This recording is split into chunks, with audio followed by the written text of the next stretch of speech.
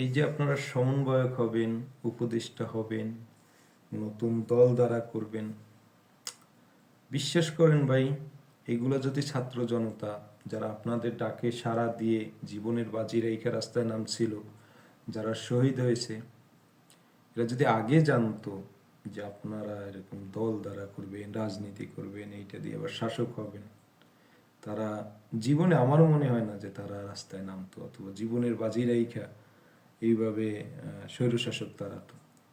তবে আপনাদের মাঝে আর শেখ মুজিবুরের মাঝে আমি কোনো পার্থক্য দেখতেছি না, বরঞ্চ অনেক বড় একটা মিল আছে।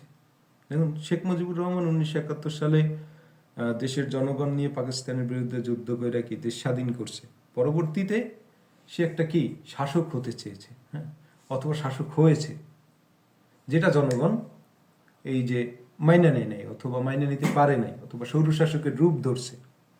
এখন আপনারাও সেম কাহিনীটা 2024 সালে আপনারা জুলাই অভ্যুত্থান করে, জুলাই আগস্টের যে ইয়েটা করলেন, অভ্যুত্থান করলেন দেশের জনগণ নিয়ে, ছাত্র জনতা নিয়ে, সেম আপনাদেরও এখন সেই শাসক হবেন, নির্বাচনে যাবেন, কি করবেন। আর আসলে মূলত কি জনগণ বলেন, ছাত্র জনতা বলেন, এরা সবাই চেয়েছিল কি একটা সুন্দর দেশ হবে, হয়তো এই ছাত্রদের হাতে একটা নিরাপদ দেশ হবে।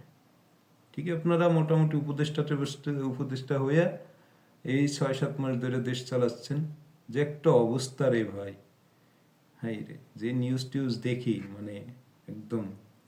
আর পরবর্তীতে আস্তে আস্তে আরো কি করবেন আল্লাহ মাবুদ জানে।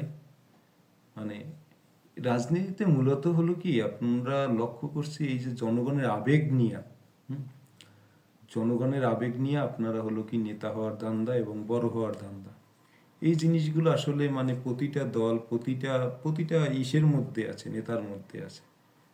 সুতরাং আমরা যারা এই যে রাজনীতি বুঝি না, অথবা স্বল্প শিক্ষিত মূর্খ, আমাদের দুঃখ দুর্দশা ভাই থাকবেই। মানে আপনারা ঠিকই এই আমাদের ব্যবহার করে উপরে উঠে যাবেন, আমাদের ব্যবহার করে আপনাদের স্বার্থ হাসিল করবেন, আর আমরাই থাইকে যাব। মানে আমরা যে ওই যে দরিদ্র সীমার নিচে যারা বাস করছি, আমরাই দরিদ্র সীমার নিচেই থাইকে যাব, আমাদের উন্নতি জীবনে হবে না। আমাদের ব্যবহার করে আপনার উন্নতি করে যান, চালাই যান ভাই।